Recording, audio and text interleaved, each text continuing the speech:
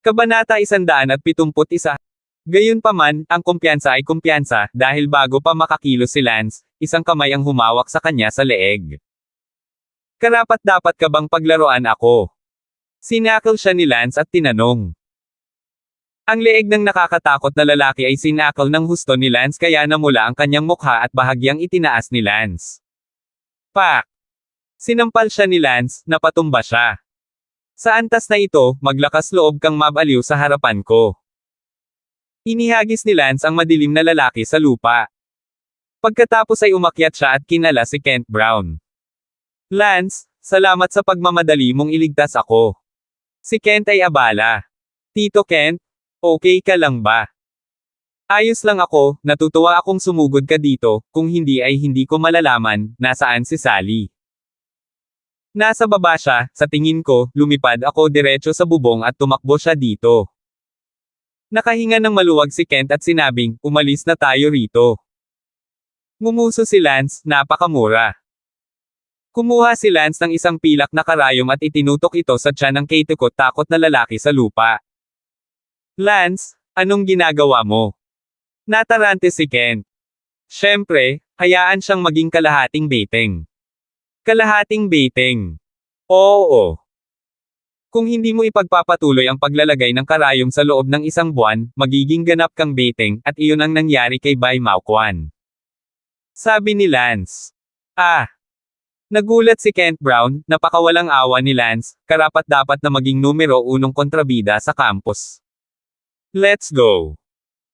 Umalis sina Lance at Kent, si Sally ay nasa unang palapag ng gusali, walang pupuntahan, kararating lang niya sakay ng taxi. Sally. Tawag ni Kent, at nakita ni Sally na ligtas at maayos ang kanyang ama, at umiyak siya at isinubsob ang sarili sa mga bisig ni Kent. Tumingin si Lance sa magkayakap na pares ng mag-ama at bahagyang ngumiti, sila ay mag-ama, umaasa sa isa't isa, walang sino man ang maaaring iwanan. Tatay, ano ngayon? Tanong ni Sally. Sabi ni Kent, tinawagan ko na si Wendell, tapos na siya mamaya. Sino ang nagtatangkang saktan ka? Muling tanong ni Sally. Sino pa kaya ito? Pinsan ito ni Bai Mauquan, ang bunsong anak ng kanyang tiyuhin, si Noel Wong. Ang batang ito ay walang awa na karakter, buti na lang dumating si Lance sa tamang oras, kung hindi ay naging baldado na ako ngayon. Natakot si Kent pagkaraan ng ilang sandali. Si Sally ay napuno ng pag-aalala. Maaaring iligtas ka ni Lance saglit, ngunit hindi habang buhay. Napaawang ang labi ni Sally. Ngumiti si Kent, hindi bale, sandali lang. Sinabi ni Lance, oo sa dahilan, huwag mag-alala, nagsimula na akong gumawa ng mga plano, dahan-dahan kong linangin ang ilan sa ating sariling puwersa sa London City. Tuwang-tuwa si Kent Brown. Sinabi ni Sally, gaano man tayo magtanim, imposibleng maging sapat ang lakas upang makipagkompetensya sa mga irregular na puwersa. Ang mga irregular na puwersang ito, ay umuunlad ng mga dekada, at naging matatag sa anumang industriya. Tumawa si Lance, sisiguraduhin ko lang na hindi sila mangangahas na manggulo sa atin, bukod pa, hindi pa ba ako, ang cultivated forces, kahit gaano sila kalakas, hindi sila mas malakas kaysa sa akin. Hayaan mo na lang akong magkaroon pa ng ilang kamay, para hindi na ako maging passive. Nag-aalala pa rin si Sally. Hindi nagtagal, dumating si Wendell, at gayon din ang kanyang anak na babae, si Wendy. Ate Wendy, anong ginagawa mo dito? Sally, ngayon ko lang nabalitaan na kinidnap si Tito Kent, kaya natakot ako at sumugod, okay na ba ang lahat? Si Wendy ay abala sa pagtatanong. Tumingin si Sally kay Lance at sinabing, ayos lang, nailigtas niya ang tatay ko sa tamang panahon. Si Wendy ay abala kay Lance, salamat Lance. Ang pagprotekta sa kaligtasan ng pamilya ng aking amo ang aking akusasyon, pag-usapan ng salamat. Oh! Tumawa si Wendy na parang bulaklak.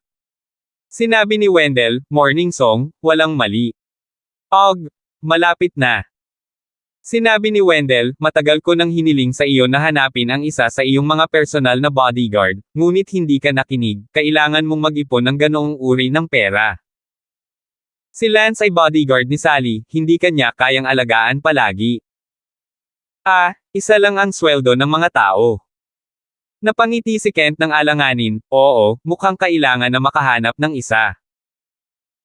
Sinabi ni Wendell, sa ngayon, ipapakirim ko sa iyo ang aking bodyguard sa loob ng ilang araw, kaya bilasan mo at mag-recruit ng isa sa mga susunod na araw. Good. Mango si Kent. Gayunpaman, ang nagbigay ng kaunting sakit sa ulo ni Kent Brown ay ang bodyguard na hinahanap ni Bai Mao-Quan na may taunang sweldo na 10 milyong yuan ay sobrang basura, kaya gaano siya kalakas na makahanap ng isa. Gumagastos ng masyadong maraming pera, at hindi siya payag. Ngayong naisip ito ni Kent, ang lance na ginugol niya ng 1.2 milyon sa isang taon para sa pag-upa ay napakahusay ng isang deal, ang taunang sweldo ng mga tao na 10 milyon ay hindi kasing ganda ng 1.2 milyon ni Lance sa isang taon. Kung iisipin ito, si Song Chen nakaramdam ng utang na loob si Ming kay Lance sa pagbibigay sa kanya ng ganoon kababang presyo. Ang pangunahing dahilan ay noong panahong iyon, hindi inaasahan ni Kent Brown na magiging ganoon kalakas si Lance, sa una ay naghahanap lang siya ng makakapagprotekta kay Sally sa paaralan. Nakita ni Wendell ang mukha ni Kent at ngumiti, sa pagkabalisa tungkol sa pera. Napakiya si Kent, sa totoo lang, kung kailangan kong gumastos ng 30 hanggang 40 milyong dolyar sa isang taon para kumuha ng bodyguard na napakalakas sa martial arts, hindi ko talaga kayang ilagay ang perang ito. 1 o 2 lang ang kinikita ko. 100 milyon sa isang taon, kaya hindi halos kalahati nito ay mapupunta sa bodyguard. Ngunit kung kukuha ka ng bodyguard na may taunang sweldo na 10 milyon, hindi ito praktikal. Ang tatlong iyon na kinuha ni Bai Mao-Quan na may taunang sweldo ng 10 million before, I'm afraid na hindi na nila ako maprotektahan ngayon, sakit talaga sa ulo. Si Wendell ay wala ring magawa, at sinabing, sino ang humiling sa iyo na saktan ang isang malakas na tao, ang Lance na ito ay hindi isang taga-probinsya. Sinabi ni Wendell, sige, itong bodyguard ko ay tinatawag na Akiyang, hayaan mong protektahan kanya ng ilang araw hanggang sa kumuha ka ng bodyguard. Salamat, Wendell. Ngumiti si Wendell, what's polite between us, then aalis muna ako, call if you need anything. Well, busy ka. Umalis si Wendell, hindi sabay na umalis si Wendy, kanya-kanyang sasakyan sila. Sinabi ni Wendy, Tito Kent, sa usapin ng kapital, bakit hindi kita tulungang pasanin, ang kumpanya kong iyon ay may 8 o 9,000 netong kita sa isang taon. Ngumiti si Kent, salamat, Wendy, nandito ka para tulungan akong dalhin ito, saan pupunta ang mukha ni Tito Kent. At saka, hindi mo rin ba gustong maghanap ng bodyguard? Kamusta ang iyong paghahanap? Sabi ni Wendy, na-interview ako kahapon, 19 lang ang martial arts rank, pero 18 million ang annual salary, akala ko masyadong mahal, kaya hindi ko tinanggap ang offer, so I'll see. Nowadays mahirap humanap ng bodyguard na may magandang halaga, hindi tulad mo, originally naghahanap ako ng campus bodyguard, pero hindi ko akalain na makakahanap ako ng ganoon kalakas. Sabi ni Wendy habang nakatingin kay Lance. Tumawa si Kent at sinabing, kung pag-uusapan, pakiramdam ko ay may utang na loob ako kay Lance sa mababang halaga, kaya babanggitin ko ang 20 milyon kay Lance para pumunta. Abalang sinabi ni Lance, Tito Kent, huwag, campus bodyguard lang ako, na sobrang halaga, hinahanap mo lang ako noong una. Tumanggi si Lance na bigyan siya ng taunang sweldo na 20 milyong sutla ng walang pag-aalinlangan, para saan ang kailangan ni Lance ng napakaraming pera, wala siyang kamag-anak. Hindi siya natatakot na pagtawanan siya ng mga tao, sa katunayan, hanggat mayroon siyang pagkain at tirahan, ginawa niya. Gayunpaman, malamang na nalaman ni Lance ang tungkol sa merkado ng mga bodyguard mula sa kanila. Kung talagang nalantad ang lakas ni Lance, malamang na hindi siya makakapag-hire ng isa na may taunang sweldo na 500 milyon. Dahil, Elsa Shue kapag ang hepe ng pulisya, iyon ay ang lungsod ng London na may taunang sweldo na 300 milyon upang umupa, ang isang pagkatalo ng presyo ng pulang alikabok, maaari pa ring mababa. 172. Pagkatapos noon, bumalik pa rin sa paaralan sina Lance at Sally, habang si Kent ay patuloy na pumunta sa kanyang kumpanya sa ilalim ng proteksyon ni Akiyang. Sa proteksyon ni Akiang, hindi dapat magkaroon ng anumang seryosong nangyayari kay Kent, at palagi niyang may palm si Lance, na may Xiaoming na tutulong sa kanya, para siya ang unang makakaalam kung may mangyayari. Bandang tanghali, nagising ang kitikot-takot na lalaki sa abandonadong opisina, na walang malay sa buong umaga. F***6, Lance. Ang madilim na lalaki ay nagising na galit na siya ay na-knockout ni Lance at matagal nang walang malay. Ang madilim na lalaki ay natatakot sa lakas ni Lance, alam niya na hindi niya kayang harapin si Lance sa kanya, ang lakas ng maliit na paaralang masamang binata na ito ay hindi pangkaraniwan, tila ang tanging paraan upang harapin si Lance ay ang bumalik. At sabihin sa kanyang ama, ang kanyang ama na si Joel ang unang bise-pinuno ng Hualong Hall. Ginaising ni Noel Wong ang dalawa sa kanyang mga tauhan, at pagkatapos ay umuwi silang tatlo na may kahihiyan.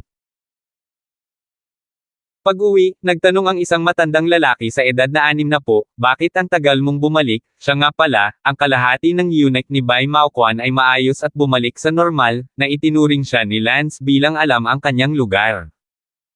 Gagamit ako ng Cob-Eta. Si Noel Wong ay hindi maganda, bagaman si Bai Maoquan ay bumalik sa normal, siya ay kakaibang napakya. Makalipas ang halos 2 minuto, isang sigaw ng pagpatay ng baboy ang dumating mula sa banyo. Ito pala ay natuklasan ni Noel Wong na siya ay naging kalahating eunuch din. Anong meron? Noel Wong. Noel Wong hissed. Naisip ng matanda na may nangyari at agad na binuksan ang pinto ng banyo. Kalokohan ng matanda, ang nangyari sa lugar ni Bai Maoquan ay nangyayari sa kanyang anak ngayon. Sa ngayon, sa ospital, nagham si Bai Maoquan ng isang kanta at tumawag sa telepono, agad na kanselahin ang lahat ng pakikipagtulungan sa kumpanya ni Kent. Pagkatapos tumawag, bumantong hininga si Bai Maoquan, Kent, gagawin kitang bangkarota. Matapos sabihin iyon ni Bai Maoquan, pumunta rin siya sa palikuran, at makalipas ang ilang minuto, ang palikuran ay nagpakawala rin ng pagod na dagandong. Lance, nagsinungaling ka sa akin, hindi pa ako tapos sayo. Nakita ni Joel ang kanyang bunsong anak na naging katulad ni Bai Maoquan, kalahating biting, at ang kanyang buong katawan ay masama. Anong nangyayari? Umungol si Joel, siya ang first Vice Hall Master ng Hall of the Dragon, ang kanyang anak ay talagang ginawang kalahating eunuch, anong mukha ang mayroon siya upang harapin ang mga tao? Magsalita ka, anong nangyayari? Hindi mo ba pinuntahan si Kent Brown at pinagbantaan si Lance na gagamutin si Bai Maoquan? Bakit ngayong gumaling na si Bai Maoquan, naging kalahating eunuch ka na? Ungol ni Joel bilang siya naisip bagay ay ganap na nalutas. Kinagat ni Noel Wong ang kanyang mga ngipin, Tay, inaresto ko nga si Kent Brown at binyantaan si Lance na pretuhin ang aking pinsan, ngunit na si Lance ay may 2 hampas laban sa kanya, kahit papaano ay nahanap niya ako ng napakabilis at pinatalsik ako at ang 2 sa aking mga tauhan. Kababalik ko lang, nalaman ko lang na naging kalahati na pala akong eunuch. Lance. Ibinagsak ni Joel ang kanyang kamao sa dingding na ginawang butas dito. Hindi ko sila pababayaan. Nanginginig ang galit na balbas ni Joel. Sinabi ni Noel Wong, Tatay, bakit hindi natin hintayin na bumalik si Kuya at harapin ang bagay na ito? Kalahating buwan nang nasa business trip si Kuya, babalik siya sa gabi, mas malakas si Kuya. Kung tutusin kaysa sa iyo, at mas kumpiyansa siya sa pakikitungo kay Lance, at mahigit 60 taong gulang ka na. Joel umuungal, hindi na ako makapaghintay. Noon lang, tumunog ang telepono ni Joel, at sa unang tingin, galing ito kay Bai Maoquan. Nainis si Joel nang makita niya ang tawag ni Bai Maoquan, dahil ang kanyang anak ay naging kalahating eunuch dahil siya ay naghahanap ng hustisya para kay Bai Maoquan. Para saan? Kinuha ni Joel ang telepono at mukhang hindi maganda. Tito, wuhu. Sigaw ni Bai Maoquan. Bakit ka umiiyak? You're not cured. Joel yelled. Tiyo, ang Lance na pumatay sa akin noong araw na iyon, nagsinungaling siya sa akin, hindi pa siya gumaling, Tito, kailangan mong humanap ng hustisya para sa akin. Parehong nagulat sina Joel at Noel Wong. Galit na galit si Noel Wong, ang Lance na iyon, napakaliit at tuso. Umiiyak si Bai Maoquan sa telepono, at naiinip si Joel, bakit ka umiiyak, si Noel Wong ay katulad mo na ngayon. Pagkasabi noon, ibinaba ni Joel ang telepono. Sa ospital, natigilan si Bai Maoquan, ano ang ibig mong sabihin? Ginawa rin ba ni Lance si Noel Wong bilang kalahating eunuch? Biglang nakaramdam ng takot si Bai Maoquan, si Lance ay napakahirap gulo, akala ko nalinas na ng pinsan ko si Lance, pero hindi ko inaasahan na pati ang pinsan ko ay ginawa niyang kalahating eunuch. Kinagat ni Joel ang kanyang mga ngipin at sinabing, ano ba, ako, si Joel, ay hindi gaanong galit sa loob ng maraming taon, at higit pang maraming taon mula nang may nang-ahas na guluhin ako ng ganito. Tatay, ano ang gagawin mo tungkol dito? Hindi marangal para sa bagay na ito na ikalat. Medyo nag-aalalang sabi ni Noel Wong, kung malalabas ito, tiyak na pagtatawanan ito ng lungsod, ang anak ni ang first vice hall master ng Chemical Dragon Hall, na niloko ng isang high school student. Sinabi ni Joel, ako mismo ang hahanapin sina Lance at Kent, walang katapusan ito, lubos nila akong ikinagalit. Sa oras na ito, sina Lance at Dylan ay kumakain sa hotel ng paaralan, at si Sally ay pumunta sa parehong mesa kasama niya. Pagkatapos kumain, tumawag si Lance kay Kent. Tito Kent, wala namang nangyari kaninang umaga, tama ba? Nag-aalalang tanong ni Lance. Ayos lang, nasa tabi ko si Keong para protektahan ako, ngayon lang, sinira ni Bai Maoquan ang kontrata, at mukhang malaki ang gastos. Breaking the contract. Oh, unless he really want to become a full eunuch. Mahinang sabi ni Lance. Hindi mo ba siya pinakitunguhan ng mabuti? Natarante si Kent. Hahaha, anong biro, paano ko siya pagagalingan? Saglit lang siyang binuhat ni Lance, hindi hihigit sa 3 oras bago siya muling naging kalahating eunuch. Hindi makatawa si Kent kung gugustuhin niya, na sinasabi na si Lance ay masyadong masama, at ngayon si Bai Maoquan at ang kanyang pinsan na si Noel Wong, na parehong kalahating beteng, ay nagtaka kung gaano sila magagalit. Noon lang, ito ay lubos na makakasakit. Joel, ang unang vice hall master ng Chemical Dragon Hall. Napabuntong hinga si Kent, Lance dati ay si Bai Maoquan lang, ngunit ngayon ay ginawa mo ng kalahating beteng si Noel Wong, ito ay isang ganap na pagkakasala sa kanila. Ang ama ni Noel Wong, si Joel, ngunit ang unang bise-pinuno ng Hall of Transforming Dragons, bagamat 60 taong gulang na siya, nabalitaan kong napakalakas ni Joel. Medyo nag-aalala ako ngayon, hindi alam ni Joel kung paano siya magagalit. Walang takot na sinabi ni Lance, magalit ka hanggat gusto mo, ang lumang bagay na iyon, kung hindi pa rin siya interesado, Lance wala akong pakialam na gawin din siyang kalahating beteng. Hahaha, Lance, isa kang tunay na toro. Ang mga taong ito, sa aking paningin, sa nakaraan, hindi ako nang ahas na saktan sila, kahit si Bai Maoquan ay hindi magawa. Hinahangaang sabi ni Kent, ngunit ang kanyang puso ay nananatili pa rin. Nag-aalala at kinakabahan. 173. Sinabi ni Lance sa kanyang puso, ngayong dumarami na akong nakakasakit ng mga tao, natatakot akong hindi ko maprotektahan si Kent at ang kanyang anak na babae ng mag-isa. At saka, hindi ako maaaring maging bodyguard ni Tito Kent para sa iba ng buhay ko, balang araw aalis ako. Kapag umalis na ako, anong gagawin nila? Mukhang may plano ako, o at least, may sarili akong kapangyarihan, at makakasigurado ako na si Tito Kent at ang kanyang anak na babae ay hindi maaapi sa hinaharap pagkatapos kong umalis dito. Paano kung mag-set up ng isang martial arts training class sa paaralan? Upang linangin ang ilan sa aking mga puwersa. Nadama ngayon ni Lance na makatuwirang mag-set up ng isang kurso sa pagsasanay sa paaralan. Sa kursong pagsasanay, ang mga may mas mahusay na talento, maaaring isaalang-alang ni Lance na tanggapin sila bilang mga rehistradong disipulo. Ano ang iniisip mo? Nang makita ni Kent Brown ang katahimikan ni Lance, naisip niya na si Lance ay nag-aalala din tungkol sa isang bagay, at kung si Lance ay nag-aalala tungkol sa isang bagay, kung gayon siya ay mas mag-aalala. Ngumiti si Lance at sinabing, ayos lang, Tito Kent, gusto kong magsimula ng martial arts training class sa paaralan balang araw. Bakit? Kung kailangan mong gumamit ng pera, kakausapin mo ako. Naisip ni Kent na si Lance ay nagbubukas ng kurso sa pagsasanay upang kumita ng pera. Oh, Tito Kent? Sa simula ay hindi ako nagbukas ng kursong pagsasanay para kumita ng pera, ngunit gusto kong sanayin ang ilang alipors. Kung sakaling hindi na ako magtatrabaho bilang bodyguard sa hinaharap, ang mga alipors na ito ay maaaring maprotektahan din. Ikaw. Sabi ni Lance. Hindi na nagtatrabaho bilang bodyguard. Si Kent ay abala sa kaba.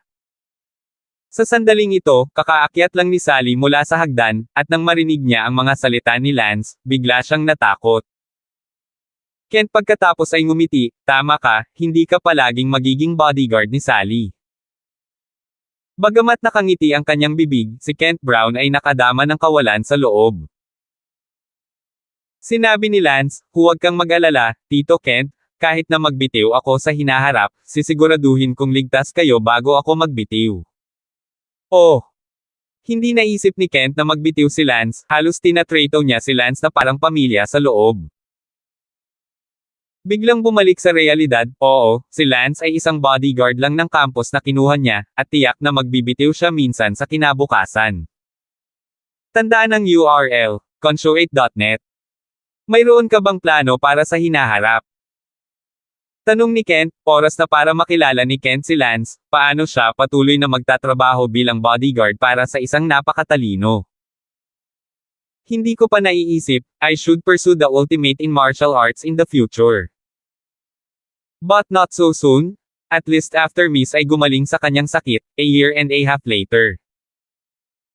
Well, ambisyosa, para sa isang kasing galing mo sa martial arts ang habol mo. Tumango si Lance na may kasamang ngiti na hihihi, si Lance bilang dating malakas na numero 1 kabataan sa mundo, paano siya maa-accommodate ng maliit na lungsod na ito? Tahimik na naglakad si Sally sa likuran ni Lance, bumalik sa silid-aralan, narinig na sinabi ni Lance na tiyak na magbibitiw siya sa hinaharap, agad na nakaramdam ng labis na kalungkutan, nakahiga sa mesa, ang mga luha ay talagang hindi namamalayang tumulo. Sally sa loob kahit naisip, ay siya ay isang buhay na hindi nais na pagalingin ang sakit, Lance isang panghabang buhay na huwag magbitiw. Ibaba ang telepono, bumalik si Lance sa klase, nakita si Sally na nakahiga sa mesa, naisip na mayroon siyang lunch break, hindi siya inistorbo. Isang hapong walang salita. Bandang alas 5 ng gabi, dinala ni Joel ang 5 sa kanyang mga tauhan at pumunta sa bahay ni Kent. Anong lalaki? Si Adan at Eden ay abala sa pag-ungol sa takot. 5 sa kanilang mga tauhan ang naglabas ng kanilang mga baril at itinutok si Adan at, lumuhod ka. Si Adan at Eden ay parehong lumuhod sa takot, at si Tita Mina ay kinaladkad palabas ng kusina ng isa sa kanyang mga tauhan. Utos ni Joel, itali silang lahat. Oo. Hindi nagtagal, nakatali na lahat sina Adan, Eden, at Tita Mina. Umupo si Joel sa sala at tila naghihintay sa pagbabalik ni Kent at Lance, sinabi niyang personal siyang pupunta para hanapin sina Lance at Kent. 5 lalaki, na may mga baril, ang nakatayo sa sala. Makalipas ang kalahating oras, si Kent ang unang umuwi. Pumasok si Kent sa bahay at laking gulat niya nang makita si Joel at ang kanyang 5 tauhan. Agad na sumigaw si Kent, Akiyang. Agad na pumasok si Akiyang sa bahay. Si Akiyang ang bodyguard na pansamantalang ipinahiram ni Wendell kay Kent. Tumingin si Joel kay Kent at ngumisi, Kent, bumalik ka na. Joel, anong gusto mo? Takot na tanong ni Kent. Para saan? Ngumisi si Joel at inutusan ang kanyang 5 tauhan, ano pa ang hinihintay mo, itali mo si Kent Brown. Oo. Sinugod ng 5 bodyguard si Kent. Agad na pinigilan ni Akiyang si Kent. Ang 5 goons ay nakipag-away kay Akiyang. Sa kasamaang palad, ang 5 lalaking ito ni Joel ay pawang 10 milyong mga eksperto sa antas, at si Akiyang lamang ang mabilis na natalo. Tiningnan ni Joel si Akiyang nang may paghamak. Wala pang 2 minuto, parehong nakatali sina Akiang at Kent Brown. Nagtanong ang isa sa kanyang mga tauhan, Master Wei, nakatali si Kent, ano ang dapat nating gawin ngayon? Nanginginig ang balbas ni Joel at sinabing, wala nang pagmamadali ngayon, hintayin mong bumalik ang Lance na iyon at harapin ang lahat ng ito ng sama-sama. Oo. Sa sandaling ito, pauwi na sina Lance at Sally, tahimik si Sally, natakot siya nang marinig ang tawag ni Lance sa kanyang ama noong tanghali. Tinatanggihan niya noon si Lance at ayaw niyang maging bodyguard niya, ngunit ngayon siya ay takot na siya ay talagang magbitiw at umalis balang araw. Miss, galit pa rin kahapon nang pinapasok ko si Bella sa kotse ko para maupo. Tanong ni Lance. Umiling si Sally, hindi ko naisip iyon, ngayon, ayaw kong malaman kung kanino mo gustong gawin iyon. Tama, ang kotse ko ang nagpapasakay sa mga tao, ano ang gusto kong gawin kung kanino. Ang mga salita ay hindi kahit na magkaroon ng kahulugan. Nagulat si Sally at tumingin kay Lance, kahapon ng hapon, hindi ba kayo ni Bella, ang nasa kotse? Alin? Shojin? Ha? Ano ang vibration ng kotse? Yung kasama nung babae sa kotse, di ba last time na kayo ni Kaylee Lee sa kotse ko? Hindi nakaimik si Lance, Miss, sinusubukan mong huminto ngayon, bakit mo naiisip ang mga kalokohang ito, hindi naman simple ang iniisip mo. Ikaw ang hindi dalisay, matapat mong sinasabi. Namula si Sally. Ngumiti si Lance, Miss, so that's what you mean?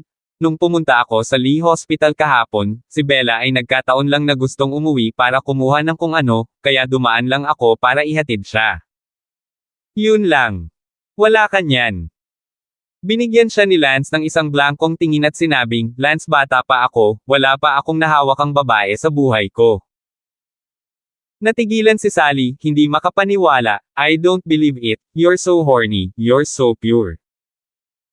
You even dare to enter the ladies' room that, I don't believe it. Ha. Maniwala ka o hindi bahala ka na, sige, wag mo nang pag-usapan, kailangan mo nang huminto sa pakikipagtalik, di ba may chill attack ka na naman sa gabi. Oh. Napakagat ng labi si Sally at nakinig sa paliwanag ni Lance, mas maganda ang mood niya, bagamat naghinala siya na siyam sa bawat 10 ay nagsisinungaling siya sa kanya, hindi ito maaaring maging ganoon kadali, ngunit nangyari iyon. Hindi mahalaga, mas mabuting maging handa na magsinungaling sa kanya kaysa hindi magsinungaling sa kanya. Kaya lang kapag naisip niya ang katotohanan na isang araw sa hinaharap, maaga o huli, magbibitiw siya at umalis, magagawa ni Sally. T-help bot feel sad again. 174. Umuwi sina Lance at Sally, hindi dumating si Daylan para mag-practice ng martial arts ngayon, masyado siyang pagod kanina, pinapakinga siya ni Lance ng 3 araw. Pagkatapos ay parada ang sasakyan, tumawa sina Lance at Sally at pumasok sa bahay. Nang makapasok sila sa sala, natigilan sila. Nakita nila ang isang matandang lalaki na nakaupo sa sopa sa sala, nakatayo sa tabi niya ang 5 sa kanyang mga tauhan, sina Adan, Eden Tita Mina na nakatali sa silid kainan, at si Kent Brown bilang pati ang bodyguard na iyon, si Akiang, ay nakatali sa bulwagan. Agad na sumigaw si Sally sa takot. Tatay! Sinubukan siyang sugurin ni Sally, ngunit hinaila siya ni Lance sa likod niya. Tumingin si Lance sa matandang ito sa sala at tumawa. Nakita ng matandang iyon na bumalik si Lance, inilapag ang kanyang tasa ng tsaa, tumingin kay Lance at sinabing, Lance, bumalik ka na, matagal na akong naghihintay sa iyo. Sinabi ni Lance, matandang multo, kung hindi mo inaasahan, dapat ikaw ang tinaguriang First Vice Master ng Transformation Dragon Hall, Joel, matagal din kitang hinihintay, alam ko. Lalapit ka sa akin maya-maya, kaya inaasahan ang lahat. Tumayo si Joel at sinipa ang tea tray sa lupa. Agad ding bumunot ng baril ang 5 sa kanyang mga tauhan at itinutok sila kay Lance. Si Sally ay nanginginig sa takot nang makita niya ang baril. Ang 1 segundo upang tandaan na basahin ang libro. Lance, ipapaalam ko kung ano ang mangyayari kapag nasaktan ko ang aking Joel. Sinabi ni Lance, ang iyong anak, si Noel Wong, ay naging kalahating beteng, nakita mo iyon. Malamig ang mukha ni Joel. Sa sandaling ito, ikinaway ni Lance ang kanyang kamay at 5 pilak na karayom ang lumipad palabas. Swoosh swoosh. Ang 5 pilak na karayom ay tumusok sa leeg ng 5 lalaki. Pagkatapos, walang sabi-sabing natumba ang 5 lalaki. Nagulat si Joel, ang 5 bodyguard niya, na lahat ay hindi mahina, ay natumba ng sabay-sabay. Sa sandaling ito, gumalaw si Lance, at sa susunod na sandali, nakatayo si Lance ng 1 metro sa harap ni Joel. Matanda, may daan patungo sa langit at hindi mo ito tinatahak, ngunit walang pintuan sa impyerno, nandito ka ba para mamatay? Tanong ni Lance. Naramdaman ni Joel ang lakas ng katawan ni Lance at nanginginig, nakatingin kay Lance na medyo hindi makita ang lakas ni Lance, isang high school student, hindi dapat ganito kalakas. Mabilis na umakyat si Sally upang kalasin si Kent at ang iba pa. Si Kent at ang bodyguard na iyon, si Akiyang, ay tumingin kay Joel at pagkatapos ay kay Lance, tuwang-tuwa sila, si Lance ay sobrang galing, kahit si Joel ay parang hindi niya kayang makipaglaro sa kanya. Senior Joel, tapusin na natin ang bagay na ito, ano sa palagay mo? Nakangiting tanong ni Kent. Tumingin si Joel kay Kent at sinabi sa pamamagitan ng pag-igting ng mga ngipin, Kent, tila napakatapang mo, isang maliit na mga ngalakal, nang ahas kang sumalungat sa akin, ang Dragon Hall. Ngumuso si Lance, matanda, bulag ka ba? Hindi mo ba nakikita kung sino ang mas malakas at sino ang mas mahina ngayon? Ngumuso si Joel, Lance, ituring mo akong minamaliit ka, mukhang may lakas ka pa, tingnan ko kung gaano ka kalakas ngayong gabi. Napaatras si Lance at agad na tumama, si Joel ay ganap na hindi nakapag-react. Pak! Hinampis ni Lance ang mukha ni Joel. Napakabilis. Matapos maramdaman ni Joel ang matinding sakit sa kanyang mukha, napagtanto niyang sinampal siya ni Lance. Galit na galit si Joel at susuntukan na sana si Lance pabalik, ngunit hindi niya inaasahan na magmumula rin sa kabilang mukha ang matinding sakit. Ikaw. Galit na galit si Joel, 2 sampal, na para bang hindi ito magkapantay, hindi man lang niya naabutan ang oras para mag-react. Sa oras na ito, naramdaman ni Joel ang panibagong sipa sa kanyang tiyan, pagkatapos ay hindi sinasadyang lumipad ang kanyang katawan. At lumipad sa labas ng bulwagan at humampis ng malakas. Nang mahilo si Joel, bigla niyang narinig ang boses ni Lance sa kanyang tainga, hinanap ako ng iyong kamahalan, sigurado akong gusto mong ipadala ko sa iyo ang kalahati ng isang eunuch, kaya tutuperin kita. Bago naintindihan ni Joel ang mga salita ni Lance, nakaramdam siya ng kirot sa kanyang tiyan. Anong ginagawa mo? Reaksyon ni Joel at abala sa pag-angat ng ulo. Pak! Tinapakan ni Lance ang kanyang noo at nawala ng malay si Joel. Pagkatapos, bumalik si Lance sa sala at hinugot ang mga karayom sa leeg ng 5 lalaking iyon, pagkatapos ay isa-isang itinapon sa labas. Nakita ng bodyguard na si Akiyang kung gaano kalakas si Lance, talagang halos lumuhad siya sa kanya, napakagaling. Nakita ni Kent si Lance na bahagyang inaalagaan ang kanilang gang, ang kanyang puso ay makinis.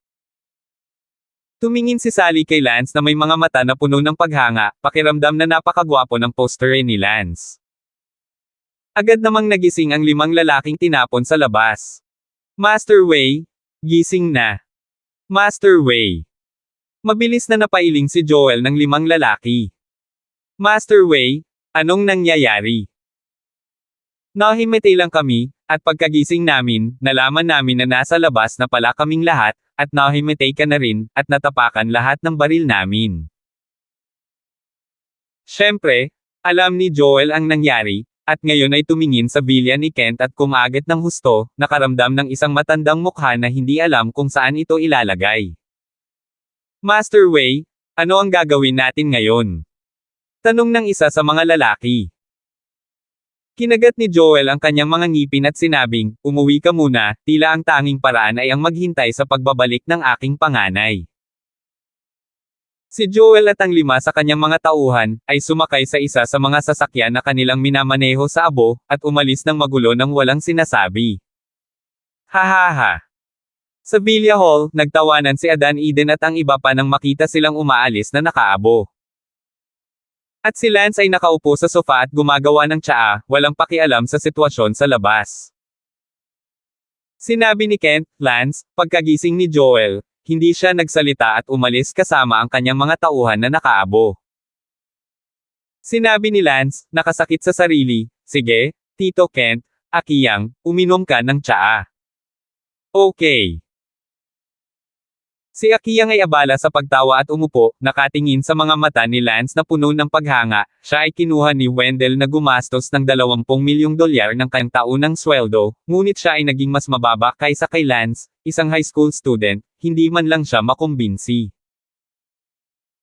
Hindi nagtagal ay nakauwi na si Joel, ang kanyang anak na si Noel Wong ay sabik na naghihintay, maging si Bai Mao Quan ay sumugod mula sa ospital. Sa sandaling ito, nang makitang bumalik sina Joel, Noel Wong, Bai Mao Quan, abala silang dalawa sa pagtanggap, nagtatanong, Tatay, kumusta? Kumusta, Uncle? Ay demolish natin si Lance at ang asong iyon na si Kent. Sabi ni Bai Mao Quan, si Uncle ay kumilos na rin, kaya tiyak na kailangan niyang sirain sila. Galit na galit si Joel kaya sinabi niya sa kanya na siya ay naging kalahating baiting na rin. Si Noel Wong at Bai Mao Quan, silang dalawa, ay biglang sumigaw, isang silid ng 3 tao, lahat sila ay kalahating baiting, kung mayroon pa, maaari silang gumawa ng isang mesa ng mahjong. Si Joel, gayunpaman, ay nakaupo sa kanyang puwitan sa sahig, mukhang sobrang frustrated, siya ang Vice Hall Master ng Irregular Force, ngunit talagang pinaglalaroan siya ng ganito, anong mukha mayroon siya para maging unang Vice Hall Master, matatawa siya kung may lumabas na salita. Lance, pupuntahan kita. Nang makita ni Noel Wong ang bigong hitsura ng kanyang ama, kumuyam ang kanyang mga kamao, umuumbok ang mga ugat sa kanyang mukha. Tiyo, ano ngayon? Medyo gulat na tanong ni Bai Mao Quan, ang kanyang patron ay si Joel at ang kanyang anak, ngayon silang dalawa ay naging kalahating baiting katulad niya, si Lance na taong ito, talagang minamaliit siya. 175. Huminahon si Joel at sinabing, ang bagay na ito ay hindi dapat malaman ng mga tagalabas, kung ito ay lumabas, ito ay pagtatawanan, anong prestihiyo pa ang mayroon ako sa Hall of Transforming Dragons. Nagnganga ang ngipin ni Noel Wong at sinabing, pagtitiisan na lang ba natin ito? Tolerate. Hintayin natin si Harry na bumalik sa gabi. Tumawa si Bai Mao Quan, ang lakas ng pinsan ni Harry, pero ang lakas ng tiyuhin, siguradong matatalo niya si Lance. Sinabi ni Noel Wong, ngunit, hindi darating si Kuya hanggang alas 9 ng gabi. Ang masarap na pagkain ay hindi natatakot na malate. 9:30 p.m. Sina Joel, Noel Wong, at Bai Mao Quan, pati na rin si Harry na kababalik lang galing abroad, silang apat ay nakaupo sa sala. Malungkot si Harry dahil sinabi na sa kanya ng kanyang ama ang nangyari nitong mga nakaraang araw.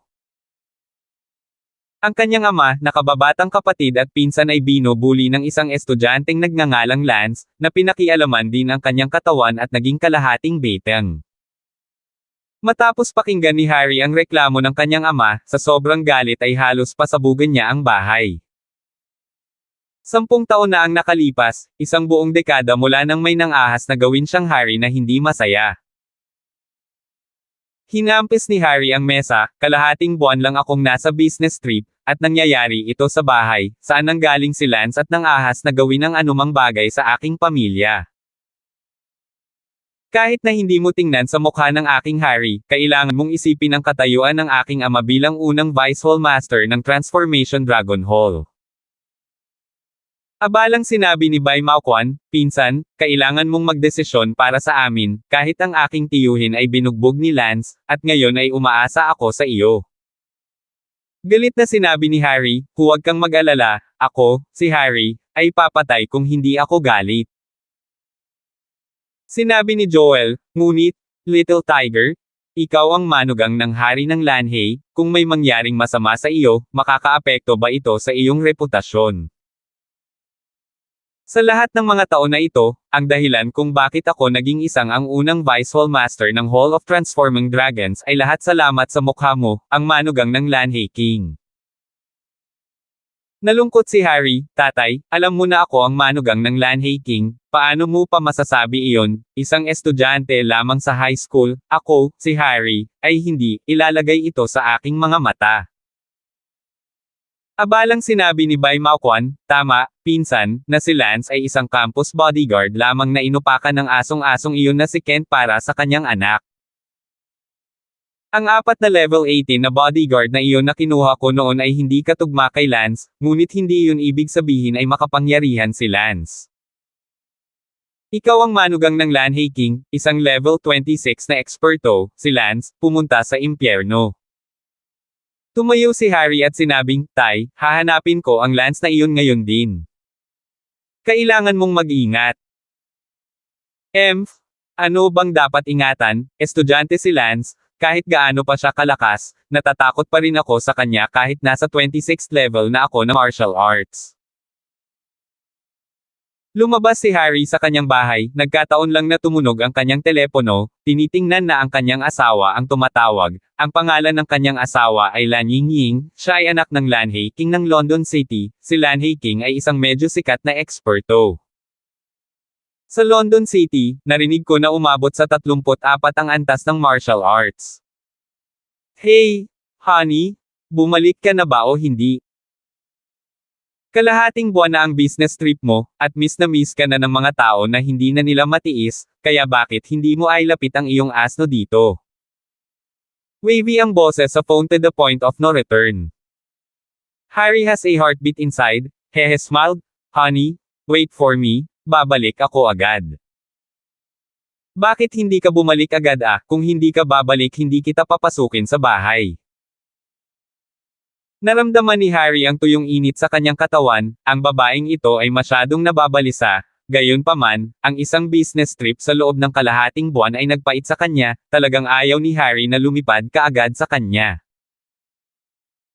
Gayunpaman, hindi siya makakapunta sa bahay ng kanyang biyenan ngayon upang mahanap ang kanyang asawa, kailangan niyang pumunta at linisin muna si Lance. Sige, maglilinis ako ng lalaki, babalik ako kapag tapos na ako. Bilisan mo, hihintayin kita, huwag mo akong paghintayin ng matagal. O gagawa ako ng leksyon sa tatay ko. Sige, malapit na. Natahimik si Harry saglit, palaging pinapakilos ang kanyang ama na crush siya, ngunit talagang natatakot siya sa kanyang ama. Ang kanyang ama, si Lanhey Wang, ay isang sikat na eksperto sa London City. Sa ngayon, sa bahay ni Kent Brown. Si Lance ay nasa computer sa kanyang silid. Hindi nagtagal, umakyat si Adan.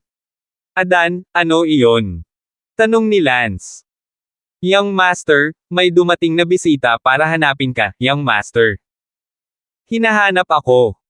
Tumayo si Lance at bumaba ng hagdan. Bumaba si Lance sa sala, nakita ko lang ang isang lalaking nakaupo sa sala, si Kent Brown ay abala sa pagbuhos ng tsaa para sa lalaking iyon, ang mukha nito ay parang takot na takot, at ang aksyon ng pagbuhos ng tsaa para sa lalaking iyon ay medyo nanginginig. Si Kent ay natakot sa loob, dahil ang lalaking ito, hindi isang ordinaryong tao, siya ay manugang ng hari ng Lanhey at ang panganay na anak ni Joel, Harry, isang antas ng martial arts ng 26 na eksperto, napakalakas. Tao at may kakaibang pagkakakilanlan ay dumating si Harry, si Kent ay medyo napakalalim. Tito Kent, sino ang naghahanap sa akin? Tanong ni Lance, na nakaupo sa sopa. Tumingin si Harry kay Lance, kalahating takip, isang walang awa na kulay sa kanyang mga mata. Si Kent ay abalang nagsabi, Lance, ito si Harry, siya ang manugang ng Lanhey King, sinabi niyang sinadyakan niyang dumalaw. Ngumiti si Lance at sinabing, kaya siya ang manugang ng hari ng Lanhey. Ipinagmamalaki ni Harry ang kanyang sarili sa loob at bumaantong hininga, kilala mo rin ang biyenan ko. I don't know. By the way, sino si King Lanhey? Bodyguard din. Ikaw. Namula ang mukha ni Harry. Sinabi ni Kent Brown, siya ay isang kagalang-galang na eksperto sa London City. Lance omed at nagtanong, gaano kataas? Kasing taas ba ito ng 3 palapag na gusali? Umiling si Kent, ito, partikular na hindi ko rin maintindihan. Kahit si Uncle Kent ay hindi naiintindihan, tila ito ang Rauchland River King, ay hindi masyadong mataas ang kamay. Natatawang sabi ni Lance. Pak! Ibinagsak ni Harry ang kanyang tasa sa lupa, nang ahas na hindi igalang ang kanyang biyenan. Agad na tumayo si Lance, itinuro ang mga piraso sa lupa at sinabing, Dam, ang tasa ng dragon ng ninuno ng aking lolo ay talagang nahulog, bayaran ito, kung sino ang naghulog nito ay magbabayad para dito. Galit na galit si Harry, wala man lang siyang ginawa kay Lance, pero itong si Lance ay mayabang muna, at sumigaw pa siya ng kabayaran. Lance! Kinagat ni Harry ang kanyang mga ngipin at tumingin kay Lance. Magbayad ka! Sabi ni Lance na itinuro ang mga piraso sa lupa.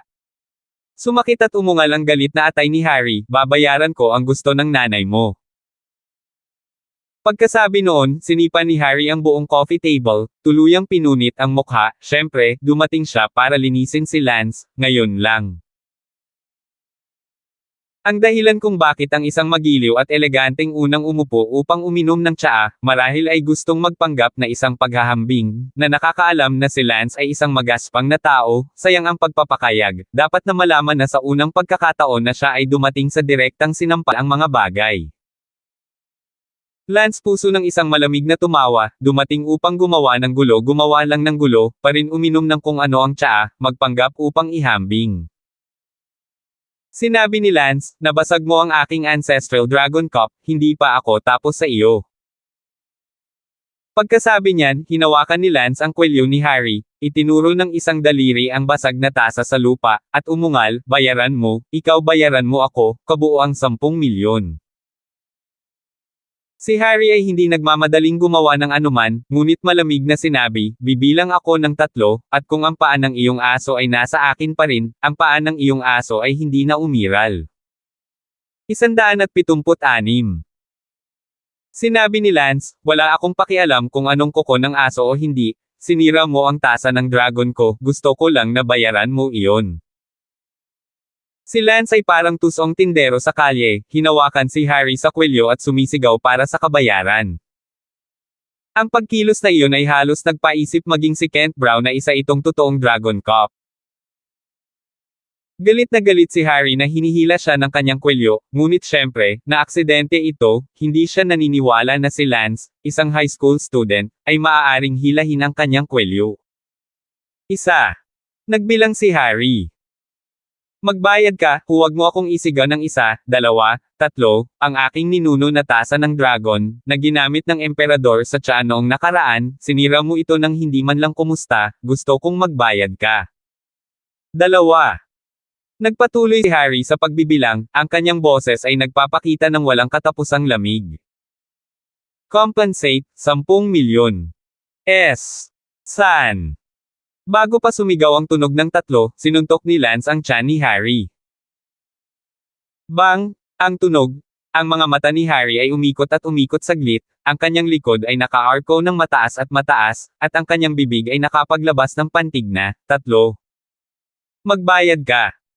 Hinawakan ni Lance ang kwelyo ni Harry at hindi binitawan. Itinaas ni Harry ang kanyang ulo sa sakit, sa sandaling naramdaman niya ang kanyang buong tiyan na nanginginig at ang kanyang mga kamay at paa ay nanginginig, talagang nahirapan siyang paniwalaan na siya ay sinuntok ni Lance, at ito ay napakalakas na suntok na parang nawalan siya ng lakas sa pakikipaglaban saglit. Bayaran mo! Bang! Sa isang sigaw ng Don, isa pang suntok ang ibinato. Sigaw ni Harry at bumagsak sa lupa, tinakpan ang kanyang tiyan at yumuko ang kanyang likod. Pinunasan ni Kent ang kanyang mga mata at sinabi sa kanyang puso, ano ang nangyayari? Si Harry ay manugang ng hari ng Lanhey, tiyak na hindi mahina ang kanyang martial arts skills, bakit parang hindi niya alam kung paano gawin?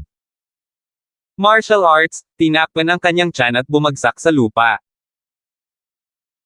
Saan nalaman ni Kent na natama na siya ni Lance ng isang suntok ng kunwari siyang nagkukumpera at sumisigaw ng 1, 2, 3, at nawalan siya ng lakas sa pakikipaglaban, ang pangalawang suntok na ito ay tumaas muli, at si Harry ay napakigalang. Sa dalawang suntok na ito, naglakas loob pa rin siyang lumapit kay Lance, hindi iniisip ang sarili niyang lakas. Sa sandaling ito, si Harry ay nanginginig sa sakit, hindi inaasahan na ang lakas ni Lance ay napakalakas. Magbayad ka, naririnig mo ba ako? Pagkasabi noon, hinawakan ni Lance si Harry at sinuntok muli ang tiyan ni Harry. Poof! Si Harry ay bumulwak ng isang bibig ng dugo. Huwag kang lumaban, ako ang magbabayad. Sunod-sunod na sigaw ni Harry. Ako na ang magbabayad. 10 milyon. Nanginginig ang mga kamay ni Harry at isinulat ang isang tseke para sa 10 milyon na may ilang patak ng dugo na tumutulo dito. Sige, binayaran mo na ang aking Dragon Cup, ngayon ay maaari na tayong magsimula sa negosyo. Binitawan ni Lance si Harry at ibinigay ang tseke kay Kent Brown. Gumapang si Harry mula sa lupa, nanginginig pa rin ang kanyang katawan, at pinunasan ng dugo sa gilid ng kanyang bibig. Nagtanong si Lance, sabihin mo sa akin, ano ang partikular mong pinuntahan para makita ako? Partikular ba ang pagdating mo para basagin ang aking Dragon Cup?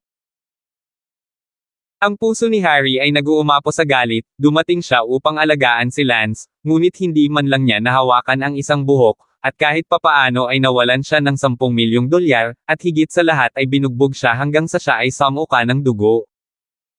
Wala lang, para lang uminom ng tsaa, aalis muna ako. Nagpanik si Harry at lumabas ng bahay ni Kent. Sumimangot si Lance at nagmura, Apo. Harry matapos tumakbo palabas ng bahay ni Kent Brown. Agad na sumakay sa isang kotse, pagkatapos sumakay sa kotse, binasag ni Harry ang manibela at galit na sinabi, ano ba, paano magiging napakalakas ng isang high school student, kahit na ang level 26 kung martial arts level ay talagang pinalambot ng kanyang dalawa. Mga suntok. Mukhang masyado akong magaan ngayon, hindi ako napaghandaan at na-caught off guard niya na maging ganito. Sa sandaling ito, muling nagring ang telepono ni Harry, asawa niya ang tumatawag. Harry, tapos ka na ba sa negosyo mo o hindi bilasan mo na at pumunta ka dito. Okay, babalik ako agad. Si Harry ay walang magawa, ngayon ay kailangang huminto, isa pang araw upang maghanda at pagkatapos ay mag-isip ng mga paraan upang linisin si Lance, ngunit siya ang manugang ng Lanhaking ilang mga disipulo ang napakalakas. Mabilis na pumunta si Harry sa bahay ng kanyang biyenan, dahil ang kanyang asawa ay nakatira sa bahay ng kanyang biyenan sa buong taon, at ang bahay ng babae ay mas malakas pa.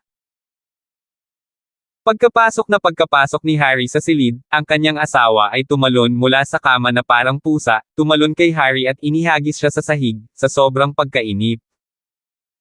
Makalipas ang 10 minuto, biglang may umuungal mula sa silid, get out.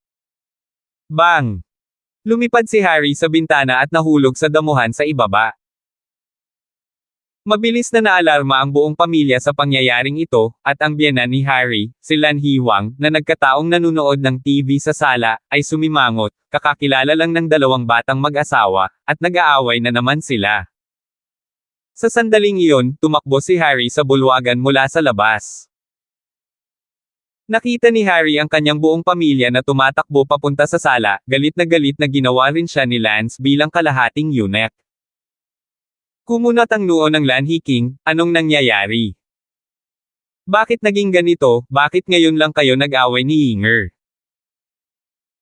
Si Harry ay nanginginig sa galit, nalaman niya, siya at ang kanyang kapatid na lalaki at pinsan, at ang kanyang ama, isa at pareho, kalahating beteng, oh my God, talagang nagsama-sama sa isang mesa ng mahjong, ang kanyang ama at ang kanyang kapatid at pinsan. Hindi ko pa alam ang tungkol dito, hindi ko talaga alam kung magagalit ba sila kapag nalaman din nila ito, lahat sila ay umaasa na maghihiganti siya kay Lance, bilang resulta. Lance, hindi pa ako tapos sa iyo. Agad na sumigaw si Harry. Nagtanong ang Lanhaking, ano ang nangyayari, sabihin mo sa akin ng malinaw.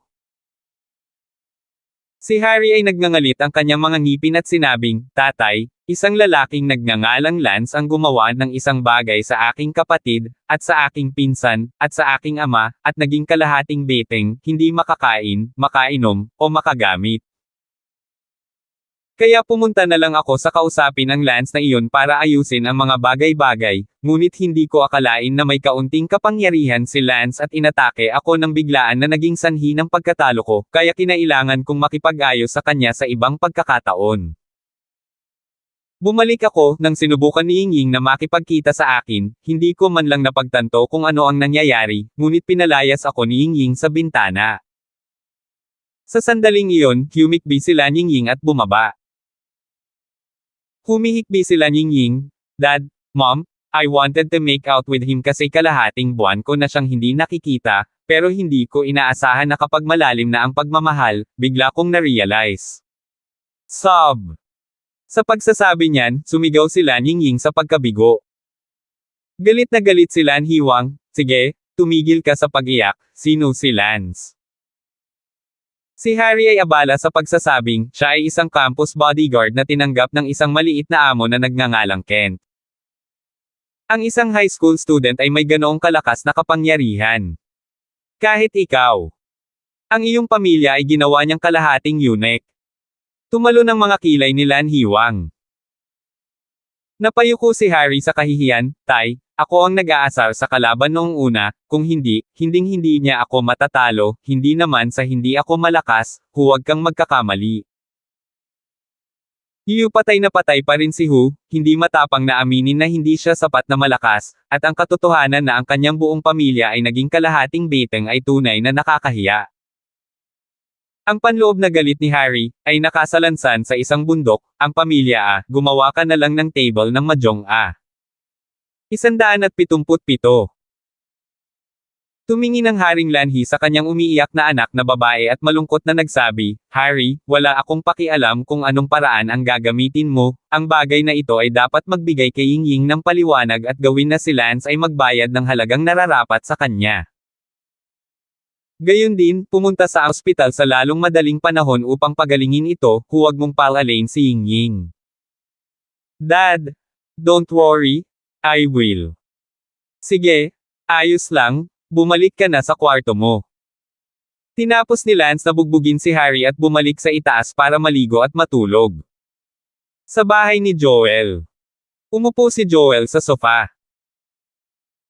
Sinabi ni Bai Maoquan, "Tio, sinabi ni Lance na dapat kang pumunta sa kanya isang beses sa isang buwan upang magpa-iniksyon, kung hindi ay magiging ganap kang beteng, kailangan mo ba talagang pumunta sa kanya upang bigyan siya ng iniksyon? Paano buksan ang iyong bibig? Sana mapigil ng pinsan na iyon si Lance."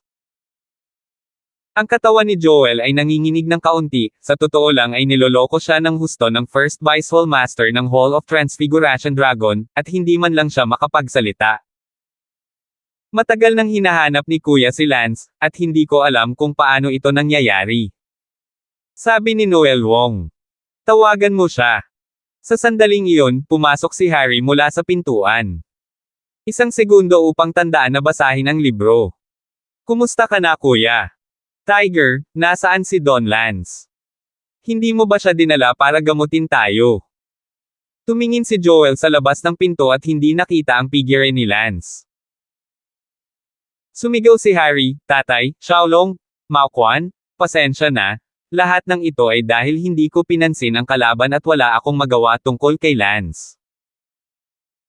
Napabuntong hininga si Joel, "Masyado ka namang conceited, sandali na lang, magdadala ako ng daan-daang kapatid para ayusin ang score sa kanya sa ibang araw." Sinabi ni Noel Wong, "Kuya, ngayon lang nakatawag si Hipag, hinihimok kang pumunta. Isantabi muna natin ito at magmadaling hanapin ang iyong hipag, tutal, naging sa isang business trip sa loob ng kalahating buwan, at nami-miss ka ng iyong hipag." "Harry daw, nandoon ka na," pinalayas ako ni Yingying. Si Joel ay abala sa pagtatanong, "Bakit?" Naikuyom ni Harry ang magkabilang kamao at nagngangalit ang kanyang mga ngipin, kasi, dahil kalahating eunuch din ako ngayon." "Ano? Nagulat ang tatlong Joel, hindi lang nabigo si Harry na linisin si Lance, naging kalahating eunuch pa siya. Goddamn Lance. Hindi na ito napigilan ni Joel at umiyak at umungal, ang buong pamilya ay naging kalahating beteng. Si Bai Maoquan ay hanggal sa isang tabi, sa kanyang puso ay sinabi niya, tapos na, ganap na natapos, ang pamilya ni Tiyuhin ay katulad ko. Nanginginig si Noel Wong at nagtanong, Kuya, alam ba ito ng biyenan mo? Pambihira ang biyenan mo, kung alam ng biyenan mo, maghahanap ba siya ng hustisya para sa iyo? Sinabi ni Harry, sinabi sa akin ng aking biyenan na gumaling sa lalong madaling panahon, huwag mong pakirapan si Ying Ying, hindi ako nangangahas na sabihin sa harap ng aking biyenan na hindi ako sapat na malakas. Sa takot na maliitin ng aking biyenan, kaya sinabi sa akin ng aking biyenan na pumunta at ayusin si Lance sa lalong madaling panahon. Sinabi ni Noel Wong, Kuya, kung talagang ganoon kalakas si Lance, sabihin mo sa biyenan mo ang totoo hayaan mong tulungan ka ng biyenan mo. Hindi ko kaya. Anong mukha ko? Harry? Ang mayroon? Bukod pa, ang gabing ito ay orihinal na dahil sa isang magaan na kaaway, tiyak na ako na ang bahala sa Lance na iyon ng mag-isa, huwag hayaan ang aking ama iniisip ng pamilya ni Lo na ang aking manugang ay walang kakayahan.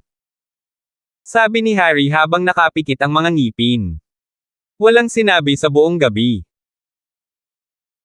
Kinabukasan pagkagising ko, tila nakalimutan na ni Lance ang lahat ng nangyari kagabi, ngayong ang pamilya ni Joel ay niloko na ni Lance, hindi na sila dapat maglakas loob na gulo muli ng madali kina Lance at Kent. Hinatid muli ni Lance ang babae sa paaralan gaya ng dati, na tila sanay na sa buhay ngayon. Pagpunta sa paaralan ngayon, si Lance ay magsasagawa ng isang martial arts training class, na opisyal na. Ipakita ang iyong sariling kapangyarihan. Sa unang klase, pumunta si Lance sa radio room at sumigaw, mga kapwa mag-aaral, narito ako para ipakayag ang isang bagay, magsisimula ako ng martial arts training class, kung gusto mong matuto ng martial arts mula sa akin, pirmahan sa pwesto ko. Wow! Biglang gumalaw ang buong paaralan, nagningning ang mga mata ng bawat estudyante ng mga bituin nang maisip nila ang mga kasanayan sa martial arts ni Lance, ang pangatlong pwesto sa listahan ng mga henyong masters, at gusto nilang maging kasing kapangyarihan ni Lance. Kaya, hinailan ni Lance ang isang mesa pababa sa patag na palapag, at sino mang gustong magparehistro, anuman ang klase nila, ay pumila upang hawakan ang kanilang mga buto para ma-verify, at sino mang naramdaman ni Lance na okay ang kanilang pinagmulan, ay nanatili. Hindi nagtagal, ang mga taong nakapila sa ibaba ay nakabuo ng mahabang pila, mas masigla kaysa sa pagbili ng mga tiket sa tren tuwing spring break. Kung tungkol sa mga klase, wala nang tao sa kanila, at ang buong paaralan ay dumating upang pumila.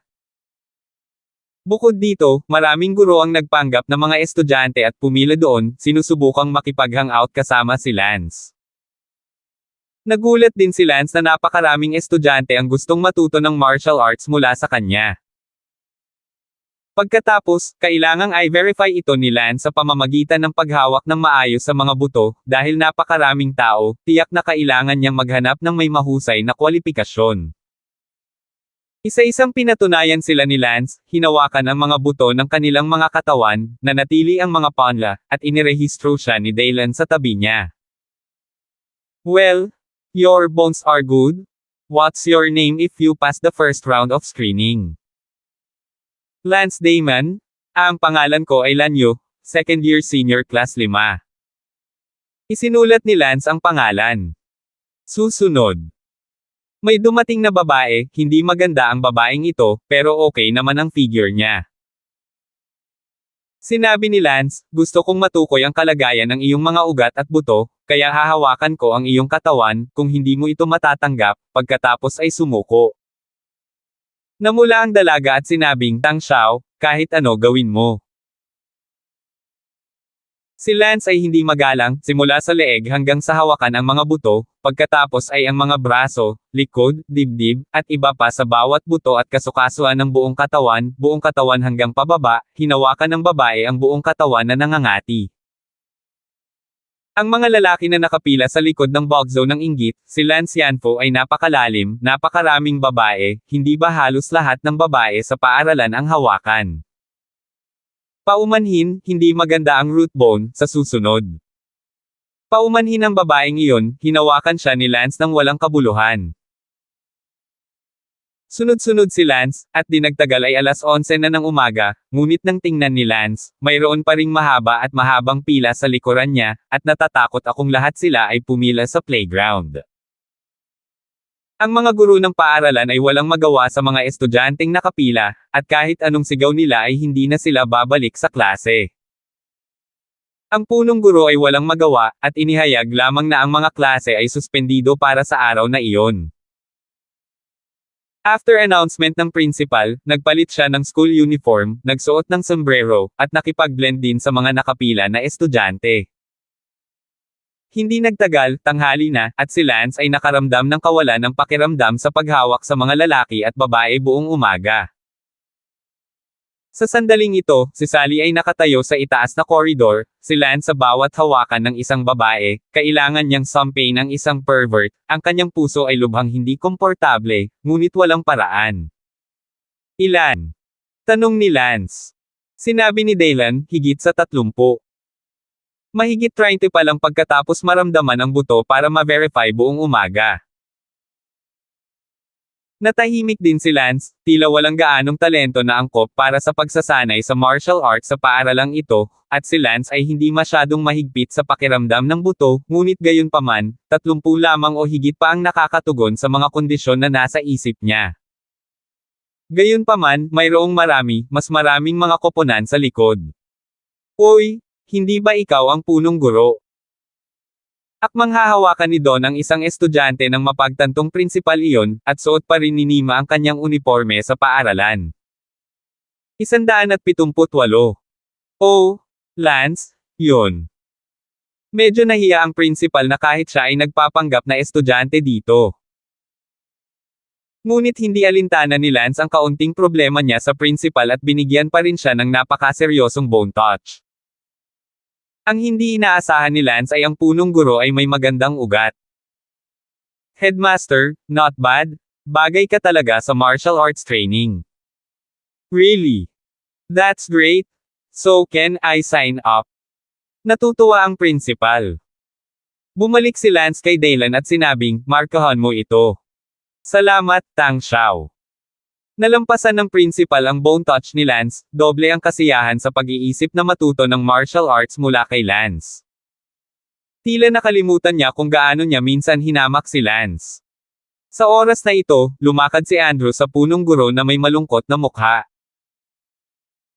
Headmaster, araw-araw kitang tinuturuan ng martial art habang nag-aaral ka kay Lance nang hindi man lang nagpapaalam sa akin, napag-isipan mo na ba ang aking nararamdaman? Sabi ni Andrew. Mas mabilis na binago ng punong guro ang kanyang mukha kaysa sa pagbuklat ng mga pakina ng isang libro, humuhuni, Andrew, mula ngayon, hindi mo na ako kailangang turuan ng martial arts, mayroon na akong mas mahusay kaysa sa iyo na magtuturo sa akin, sige, pumunta ka kung saan. Ito ay cool at manatili. Si Andrew ay tahimik na lumayo, ang kanyang puso ay labis na nagwawala, siya ay nagtuturo sa punong guro sa loob ng ilang taon, ngunit siya ay tumalikod sa kanya ng napakabilis. Kinagat ni Andrew ang kanyang mga ngipin, na para bang nakapagdesisyon na siya, pagkatapos, sumama rin siya sa mahabang pila. Sa 4:00 ng hapon, hahawakan na sana ni Lance ang isang estudyante, at nang tumangala siya, hey, si Andrew iyon, ang ika-10 sa Genius Master List. Ikaw, Andrew. Medyo nagulat si Lance, kung tutuusin, sikat din si Andrew sa paaralan, ngunit pipiliin niyang sumali sa kanyang kurso sa pagsasanay, habang ang iba pang mga eksperto sa henyo at iba pang mga tao, wala sa sumama sila dahil hindi nila kayang hilahin ang mukha, ngunit si Andrew ang unang humila ng mukha. Sinabi ni Andrew, hipyuan ito. Ngumiti si Lance, hindi mo kailangang hawakan ito, Dylan, markahan mo ito. Nakita ni Andrew na pinadaan siya ni Lance ng diretso, at sinabing salamat kay Lance sa pagbibigay sa kanya ng ibang treatment, na nagparamdam kay Andrew ng kaunting mukha. Sinabi ni Lance, Andrew, naniniwala ako na sa hinaharap, lubos kang matutuwa na pinili mo ngayon. Sana nga. Hindi umimik si Andrew at naglakad na palayo. Ang pagpaparehistrong ito na nakakaantig sa buto ay tumagal hanggang 10:00 ng gabi, at hinawakan ni Lance ang lahat ng estudyanteng nakapila sa loob ng 13 oras. Nang matapos ito ay pinaandar ni Lance ang BMW pauwi. Hindi muna umuwi si Sally, at naghintay sa paaralan hanggang 10:00 para matapos bago umuwi kasama si Lance. Sa bahay, kumain si Lance at pagkatapos ay pinagsama-sama ang listahan. Pagkatapos ng isang mahirap na araw na trabaho, mayroong eksaktong 180 mga mag-aaral na natugunan ang mga kinakailangan ni Lance, na kinabibilangan ng isang punong guro at 2 guro. Nag-post kaagad si Lance sa campus, ang sumusunod na listahan ay pumasa sa unang round ng screening at magiging mga unang estudyante ng kursong pagsasanay ni Lance. Sa susunod na buwan, sasanayin ko ang 180 estudyanteng ito, at pagkatapos ng isang buwan, tatasahin ko sa kanila, at sa mga pumasa sa assessment, magkakaroon ako ng malaking sorpresa para sa kanila. Sa dulo ng post, isa-isa ni Lance ang 180 na pangalan. Syempre, mabagal mag-type si Lance, si Sally ang tumulong sa kanya. Ang buong campus, sa sandaling ito, ay nagsasalita tungkol sa 180 mga mag-aaral na nakapasa sa Bone Touch, na parang nanalo sila sa loto.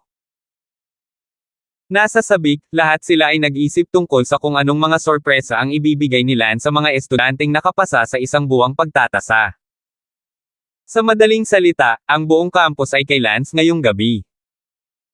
Sa sandaling ito, sa isang partikular na silid sa lungsod ng London, isang batang lalaki ang tumingin sa campus at nakaramdam ng sobrang hindi komportable. Nanlumo ang batang ito, hindi pa nagiging number 1 si Lance sa school, bakit parang naging number 1 siya ngayon sa school, parang wala na ako at ang number 1 na si Shuyan. Sa lahat. Tama, ang pangalan ng batang ito ay Fang Shu, at siya ay mula sa Palanan Middle School, ang pangalawang lugar sa listahan ng mga eksperto sa henyo. Si Fang Shu ay gumawa ng isang espesyal na paglalakbay sa paaralan ngayon at naglakad-lakad sa paligid ng paaralan, ngunit walang kahit isang tao na bumati sa kanya, at lahat ng mga estudyante ay pumila para hawakan ni Lance ang kanilang mga buto. Maging ang mga guro ay nakapila na nagpapanggap na mga estudyante, at ang pinakamasaklap sa lahat, maging ang punong guro ay nakapila na nagpapanggap bilang isang estudyante. Dahil dito, hindi komportable si Fang Shu sa loob, kung saan eksaktong hindi komportable at tila hindi masabi.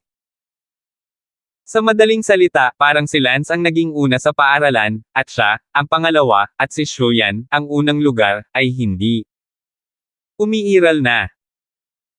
Pagka-uwi, si Fang Shu, habang pinag-iisipan niya ito, lalo siyang nalungkot, at pagkatapos ay binuksan ang campus upang tingnan ang post na kaka-post ni Lance, na nagpapaalam sa 180 na listahang iyon, ilang minuto lang, 10,000 tugon. Sa madaling salita, ang buong campus, na parang naging pamilyang Lance ay binuksan, Lance, kahit saan ay hindi Lance. Habang tumitingin si Fang Shu sa loob, mas lalong hindi maganda ang pakiramdam niya, hindi pa nauuna si Lance sa paaralan, binaliwala ba ng lahat ng estudyante ng Palanan Middle School ang pangalawa at unang pwesto.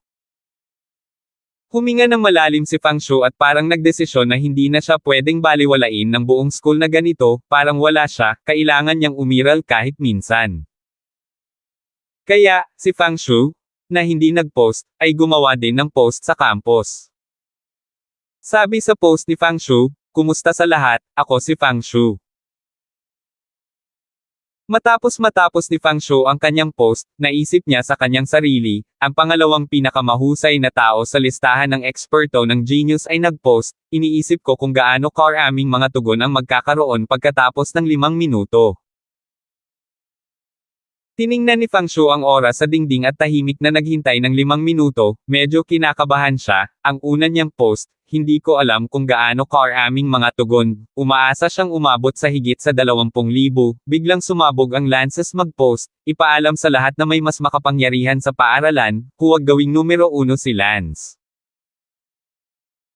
Hindi nagtagal, dumating ang 5 minuto, huminga muli si Fang Shu ng malalim at nag-click sa refresh, upang makita kung gaano karaming mga tugon ang mayroon, mas maraming mga tugon, mas maraming bigat ang mayroon siya, mas bigat ang mayroon siya. Gayunpaman, nang mag-refresh si Fang Shu, nalaman niyang nawawala ang kanyang post. Nasaan ang post ko?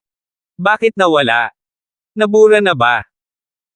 Nakakunot ang noo, nagsimulang mag-scroll pababa si Fang Shu, at sa wakas, lumingon siya sa kanyang post, na lumabas na lumubog sa ilalim ng campus.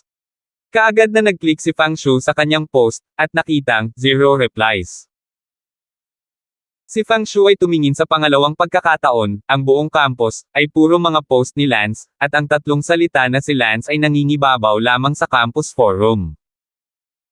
Ngunit siya, ang pangalawang pinakamahusay na eksperto sa henyo, ay walang sagot.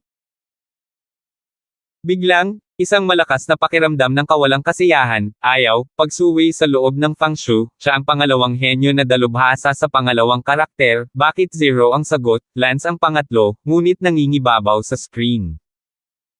Lance, lahat ng Lance, sa huli, na pangalawa sa henyo na eksperto. Halos malaglag ng galit ni Fang Shu ang kanyang telepono. Inayos ni Fang Shu ang kanyang paghinga at napabuntong hininga, siguro, ngayon lang, hindi naalala ng mga tao, tutal, bihira akong lumabas sa school, okay, magpo-post ulit ako, this time gagawa ako. Mas malinaw. 179. Kaya, gumawa si Fang Shu ng isa pang post, mga kapwa mag-aaral, ako si Fang Shu, pagod na ako sa martial arts practice ngayon, ang 10-section sword ng aking Fang family, noong huli ay ginawa akong pangalawang pinakamahusay na genius expert, sa pagkakataong ito ay marami na. Mas pino, hindi ko alam kung kaya kong hamanin ang unang lugar ngayon. Ang post ni Fang Shu sa pagkakataong ito ay mas malinaw kaysa sa ginawa niya, at nabente ito, partikular na muling pinangalanan ang pangalawang lugar ng Genius Expert, habang pinangalanan din na maaaring magkaroon siya ng lakas na humamon para sa unang pwesto. Gaano man katingnan mo, ang pagpilit na ito ay dapat na mas mataas kaysa sa alinman sa mga post ni Lance. Sa pagkakataong ito, gustong makita ni Fang Shu kung gaano karaming mga tugon ang mayroon. Sana pagkatapos ng 5 minuto, ang bilang ng mga tugon ay nasa 30,000. Tahimik na binilang ni Fang Shu ang oras, naghihintay na matapos ang 5 minuto. Nang sa wakas ay natapos na ang 5 minuto, si Fang Shu ay abala sa pagre-refresh ng campus, at nang tumingin siya, ang kanyang post ay bumagsak muli sa ilalim, at wala na namang mga tugon. Bakit? Bakit ganoon, eksakto? Ako ba, Fang Shu, ay may kaunting timbang sa Palanan High School. Ano si Lance, bakit ang kanyang post ay may 10,000 komento sa loob ng ilang minuto, samantalang ang aking post ay walang tugon? Umuungol si Fang Shu, dahil sa matinding kaibahan na ito, gusto niyang magalit. Saglit na nag-isip si Fang Shu, kinuha ang kanyang telepono at tumawag. Sa sandaling ito, kinuha ng isang babae, na matutulog na, ang telepono. Fang Shu, bakit mo ako tinatawagan sa kalagitnaan ng gabi? Tanong ni Shuyan. Ang Shuyan na ito ang una sa listahan ng henyo ng White Cloud High School. Huwag mong intindihin, Shuyan, wala akong espesyal na intensyon sa iyo. Si Fang Shu ay abala sa pagpapaliwanag, bagaman ang Shuyan na ito ay may mandang katawan, ngunit sa kasamaang palad ang kanyang hitsura ay masyadong ordinaryo, si Fang Shu ay hindi bababasa. Medyo interesado sa kanya. No special meaning to me, bakit mo ako tinatawagan sa kalagitnaan ng gabi? Shuyan, bihira ka rin pumasok sa school, hindi mo ba alam kung ano ang nangyayari sa school ngayon? Tanong ni Fang Shu. Tandaan ang URL, conshuate.net. Alam ko, ang no. Isa na masamang binata, si Lance, ay tinalo si Yuan Liao at naging ikatlong pinakamahusay na eksperto sa henyo, tinawag mo ako tungkol dito. Shuyan, pumunta ka na ba sa campus? Pumunta ka ba sa campus? Parang si Lance lang ang nakikita ng lahat ng estudyante, ano sa tingin mo tungkol dito? Boring. Pagkatapos sabihin iyon, direktang ibinaba ni Shuyan ang tawag. Galit na galit si Fang Shu at pinagalitan, asawa. Ang apoy sa puso ni Fang Shu ay tumaas, hinahanap si Shuyan upang magtapat sa kanya, ngunit hindi ko inaasahan na siya ang mag-udyok sa telepono. Pagkalipas ng ilang minuto, muling nagmura si Fang Shu, grass ka, Lance, anong klaseng gripper ka? Ako si Fang Shu, second place, bakit ka sikat, pero wala akong dapat pansinin. Kinuha ni Fang Shu ang kanyang telepono at gumawa ng isa pang post. Lance, naglakas loob ka bang makipag-away sa akin, Fang Shu? Mag-online ako sa paghihintay ng iyong tugon. Matapos itong ipadala, huminga ng malalim si Fang Shu, na dati ay hinamak si Lance, ngunit ngayon ay nagkusa siyang hominin siya. Kinagat ni Fang Shu ang kanyang mga ngipin at tinabing, sa pagkakataong ito, kung wala pang 30,000 na tugon, kakainin natin ng live si Siang. Pagkaraan ng 10 minuto, nag-click si Fang Shu ng refresh, medyo kinakabahan sa loob, iniisip kung gaano karaming mga tugon ang mayroon. Ha! Nasaan ang post? Binaliktad ni Fang Shu, Nima, at lumubog muli sa ilalim, at pagkatapos ay tumingin muli, walang sagot. Sa sandaling ito, naramdaman ni Fang Shu na para siyang tinamaan ng malakas sa mukha, na para bang siya ay isang karakter na parang langgam, at hindi siya pinansin ng lahat. Sa pamamagitan ng pop, ibinaba ni Fang Shu ang telepono at nagngangalit ang kanyang mga ngipin, Lance. Sa sandaling ito, sa bahay ni Kent, matutulog na sana si Lance, nang biglang si Sally. Tinawag siya ng kalikasan. Miss, anong meron? Tulog ka na ba? Tanong ni Shannon Song. Anong problema? Medyo hindi ako makatulog. Halos alas 12 na, bakit hindi ka makatulog? Hindi ko alam kung bakit. Sabi ni Sally na may malamultong boses. Naku miss, susuntukan na kita. Manam. Si Sally ay abala sa pagtango, si Lance ay pupunta sa kanyang silid, medyo kinakabahan at medyo umaasam. Umakyat si Lance sa balkonahe at pumunta sa silid ni Sally. Si Sally ay nakasuot ng pink na pantulog, nakaupo sa kama, ang kanyang mukha ay namumula at nakatingin kay Lance, ang kanyang buhok ay nakalugay, isang magandang tamad na hitsura, ibang lasa. Naisip ito ni Lance at sinabing, mas mabuting magpamasahe ako sa iyo, wala nang karayom, ang masahe ay tutulong sa iyo na makatulog. Mabuti. Marahang tumango si Sally sa kanyang ulo. Pumunta si Lance sa ulo ng kama ni Sally at sinabing, humiga. Pinisil ng kamay ni Lance ang balikat ni Sally, at parang nakuryente ang katawan ni Sally. Sa sandaling iyon, gamulong si Sally at nagbuntong hininga, tama, halos lahat ng babae sa school ay hinawakan mo ngayon, madumi na ang mga kamay mo, ayaw kong hawakan mo ako. Og! Natigilan si Lance, ang babaeng ito ay talagang mahirap pagsilbihan, biglang hindi niya hinayaang hawakan. I can't sleep, I just got up in the middle of the night, kaya mabait akong bumangon para bigyan ka ng hypnotic massage.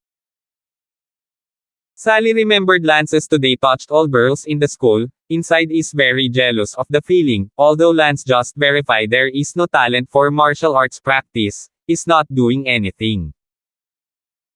Biglang sinabi ni Sally, nga pala, matutulungan mo rin akong madama ang aking mga buto upang makita kung ang aking mga buto ay angkop para sa pagsasanay sa martial arts. Ito, medyo hindi bagay, di ba? Bakit hindi nararapat? Binigyan mo na ng validation ang buong schoolgirls, at hindi ko ibibigay. Naramdaman ko ang mga buto upang patunayan ang buto ng ugat, tulad ng nakita mo, at kinuha ko ang bawat kasukasuan mula ulo hanggang paa. Kung gayon, bakit hindi ka nakaramdam ng out of place sa pag-validate ng napakaraming babae sa maghapon? Naku, miss, regular girls lang sila, hindi ko man lang iniisip, at ikaw naman miss, medyo under the weather ako. Wala akong pakialam, gusto ko ring maramdaman ang mga buto para ma-verify. Gusto ni Sally na mas maramdaman ni Lance ang kanyang mga buto para sa verification, si Sally mismo ay hindi maintindihan ang kanyang sariling pag-uugali. Sige, tumayo ka na. Agad na tumayo si Sally, kaya lang medyo awkward na mag-isa sa kalagitnaan ng gabi. Dumampi ang mga kamay ni Lance sa leeg ni Sally, sa ilalim ng kanyang kilikili, sa kanyang dibdib, sa bawat kasukasuan ng katawan ng tao. Hindi nagtagal, natapos na ni Lance ang paghawak sa mga buto, ang kamay ay umalis sa katawan ni Sally. Si Sally ay biglang nakaramdam ng isang guwang na puso, at biglang nais na, ang kamay ni Lance sa kanyang katawan sa lahat ng oras ay napakasarap. Medyo nabigla si Lance sa loob, noong una ay naisip na si Sally ay walang anumang talento sa martial arts, ngunit nalaman niya na si Sally ay hindi lamang may talento sa martial arts, ngunit mayroon ding isang napakatalentadong klase, ngayon ay napakarami ng Palanan Middle School. Mga tao, wala sa kanila ang mas mahusay kaysa sa root bone ni Sally. Ang kondisyon ng root bone ni Sally, halos tumaas ang lahat ng mga estudyante sa Palanan Middle School. Syempre, tinutukoy ngayon ang bone touch ni Lance na na-verify. 180. Namula si Sally at nagtanong, paano ito? Fit ba ako sa martial arts? Sinabi ni Lance, Miss, kailangan kitang pagalingin sa lalong madaling panahon. Sagutin mo ang tanong, huwag mong i-fork ang topic, kung hindi bagay, sabihin mo lang na hindi bagay, hindi naman ako magagalit. Ngumiti si Lance, Miss, hindi ko pinipigilan ang paksa, naaawa ako sa iyo. Ang iyong root bone ay perpekto para sa pagsasanay sa martial arts, at sa napakaraming tao na humahawak ng buto sa paaralan ngayon, ikaw ang pinakamahusay buto ng ugat na nahawakan ko. She, ipagyabang kita. Seryoso si Lance, nagsisinungaling ako sa iyo Poppy, ang iyong root bone ay talagang angkop para sa pagsasanay sa martial arts, sayang lang at hindi ka nagsimula sa murang edad at nalampasan ang pinakamagandang edad, kung hindi, tiyak na maging isang martial arts genius. Talaga. Manam. Sinabi ni Sally, ang aking ina, siya ay isang dalubhasa, ngunit sa kasamaang palad, siya ay inabandona ako. No wonder your roots are so good. It's genetic. Sige, Miss. Second half na ng gabi. Matulog ka na. I'll try my best to cure you so that you can start practicing martial arts soon. Manam. Tumango si Sally at umalis si Lance sa kwarto ni Sally, ngunit huminga ng malalim si Sally, ngunit agad siyang namula muli nang maalala niya ang pakiramdam na ngayon lang niya naramdaman sa buong katawan niya. Isang segundo tandaang basahin ang aklat. Isang gabing walang salita.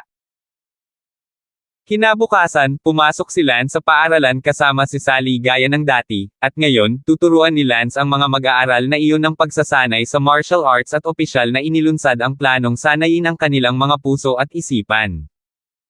Si Lance ay nakaupo lang sa silid-aralan. Biglang tunog ang radyo ng paaralan, Lance, damo ba kita? Og! Natigilan ang buong paaralan, na lanterang pinapagalitan si Lance sa radyo. Nagsalubong ang mga kilay ni Lance, who the F*** sick is sick. Lance? Ikaw nanay? Ano ka ba? Ako si Fang Shu? Ang pangalawang pinakamahusay na eksperto sa henyo, bastos, huwag mo akong pansinin. Yung mga bobong estudyante, patuloy mo lang dinidilaan ang mabahong paa ni Lance, tingnan mo kung gagantimpalaan ka ni Lance. May bula ng ihi na inumin. Lance, pumunta ka agad sa playground, papatayin kita ngayon. Ako, sino ba talaga ang karakter sa Palanan Middle School? Pumunta ka kaagad, huwag mo akong piliting pumunta sa iyong class para mahanap ka. Say it again, ako ang lolo mo na si Fang Shu. Matapos marinig ang anunsyo na ito, ang buong paaralan ay umungal, si Fang Shu, ang pangalawang pwesto na finisher, ay papatayin si Lance. Si Fang Shu ay bihirang lumitaw sa paaralan, kaya ang mga estudyante sa Bayon High School ay talagang walang alam tungkol sa kanya, at marami sa kanila ay hindi pa nakikita si Fang Shu sa totoong buhay. Kaya naman, nang mag-post si Fang Shu sa campus, lumubog ito sa ilalim ng biglaan, walang sino man ang nagbigay ng masama sa kanya. Pagkatapos mag-broadcast, huminga ng malalim si Fang Shu. Sa pagkakataong ito, hindi naniniwala si Fang Shu na walang sino man sa buong paaralan ang papansin sa kanya. Sa orihinal, walang ganong tiwala si Fang Shu kay Lance na sugurin siya, ngunit ang pag-iingay na iyon ay pinilit, hindi siya nakatulog ni isang gabi kagabi, at siya ay nagalit. Nang marinig ng lahat ng mga estudyante ang anunsyo ni Fang Shu, agad nilang inilapag ang kanilang mga libro at nagmadaling pumunta sa playground. Ang guro ay nagkaroon din ng ilang sandali ng pagkadismaya at bumantong hininga, pagkatapos ay mabilis ding sumugod sa playground. Sa madaling salita, bago pa man magsimulang lumipat si Lance, ang palaruan ay puno ng mga estudyanteng nagmamadaling pumunta sa palaruan, na para bang ito ay isang araw ng palakasan. Sa sandaling ito, nakatayo si Fang Shu sa harap ng bintana ng silid ng radyo, nakatingin sa palaruan, at mayroon ng mga tao. Siksikan, at panay ang takbo ng mga estudyante papunta sa playground, halos lahat sila ay sumusugod sa playground sa bilis na 100 metro, natatakot na mawalan ng parang. Huminga muli ng malalim si Fang Shu, naglabas ng sword hilt sa kanyang bulsa at nagsalita sa hilt, "Leng Yun, umaasa sa iyo, umaasa akong ipaglaban ako ngayon at talunin si Lance sa isang iglap, ang aking mga ligaw na salita ay pinakawalan, kung hindi ko matalo si Lance, anong mukha meron ako?" Lahat ng ito ay pinilit ng mga bobong estudyanteng iyon, kung hindi nila ako binigyan ng zero reply, bakit ako magagalit? Pinapalakas ko si Lance, ako, si Fang Shu, ay magpapakita sa iyo kung paano ako, ang pangalawang lugar sa listahan ng henyo, ay tabakin ang lalamunan ni Lance at gagawin siyang humingi ng awa. Pagkatapos sabihin iyon, lumabas si Fang Shu sa broadcast room at tumungo sa playground. Naghahanda si Lance na tipunin ng 180 estudyante na nakapasa sa Bone Touch kahapon para sa pagsasanay, ngunit hindi niya inaasahan na bigla itong mangyayari. Fang Shu. Ikinuyom ni Lance ang kanyang kamao, kung si Fang Shu ay hindi nagkusa na pukawin si Lance, hindi man lang maiisip ni Lance ang taong ito, ngunit siya ay nasa broadcast, nag-iwan ng isang pangungusap ng damo sa iyo. At tama ba ang isang pangungusap ng damo sa iyo? Ito ay nagpapakina kay Lance. Hindi man lang siya nasaktan ni Lance, at walang pakikipag-ugnayan sa kanya, ngunit inaabuso niya si Lance ng ganito, kakaiba na si Lance ay, di mahina ang loob. Napakalakas ba ng pangalawang lugar sa listahan ng mga eksperto sa henyo? Huwag mo na lang akong insultuhan sa radyo. Sabi ni Lance. Si Dalen ay abala sa pagsasabing, "Lance, sa palagay ko ang Fang Shu na ito ay tinatanggal ang kanyang pag-iral, hindi mo ba nakikita, ang iyong kasalukuyang kasikatan ay ganap na natakpan kung ano man ang una at pangalawang lugar, na si Fang Shu ay talagang hindi nasisiyahan." Kaya siya sinumpalang ang mga estudyante ng Palanan Middle School sa radyo dahil sa pagiging tanga at pagdila sa iyong mabahong paa. Sa unang tingin, nagalit siya sa lahat ng mga estudyanteng humahawak sa iyo at hindi siya pinapansin, kaya siya ay lumabas para i-brush up ang kanyang existence. Sa madaling salita, ginulo niya ako. Walang pakialam si Lance kung ano ang hinaing niya. Sabay na naglakad sina Lance at Dalen papunta sa playground. Sinabi ni Dalen, "Lance, sikat ka na. Wala pang 10 minuto ang broadcast at puno ng tao ang buong playground, wala masyadong tao kahit sa isang araw ng palakasan." Oh! Tumawa si Lance at sinabi sa kanyang puso, "Ano ito, sa isang pagkakataon, noong siya ang numero 1 binata sa mundo, ang buong Jiangho ay may mga tagahanga, siya ang pangarap na manliligaw ng hindi mabilang na mga batang babae." Ang Palanan High School ng distrito ay wala sa puntong ito ng mga mag-aaral. Malinaw pa ring naaalala ni Lance na minsan, siya at ang anak ng Panginoon ng Eastern Chu City, ay nagduel sa tuktok ng Eastern Chu. Sa oras na iyon, hindi mabilang na mga tao mula sa ang buong Jiangho Lake ay sumugod doon ilang buwan ng maaga upang panoorin, ang eksenang iyon, ang kapaligirang iyon, paano ito may kukumpara sa kasalukuyang estudyante ng White Cloud High School na ito. Hindi ko alam kung naka-recover na ang anak ng Panginoon ng Eastern Chu City sa kanyang kabaliwan, ang anak ng Panginoon, na orihinal na pinakasikat na anak ng Eastern Chu, ay binugbog ni Lance at hindi na makabangon. Not to mention, ang nakaraan ay parang usok, habang iniisip ko ang mas masakit, hindi na maibabalik ang nakaraan. Bumalik sa realidad, pumunta sina Lance at Dalen sa playground, lahat ng mga mata ay nakatingin sa kanya. Hindi nagtagal ay pumasok din si Fang Shu sa playground.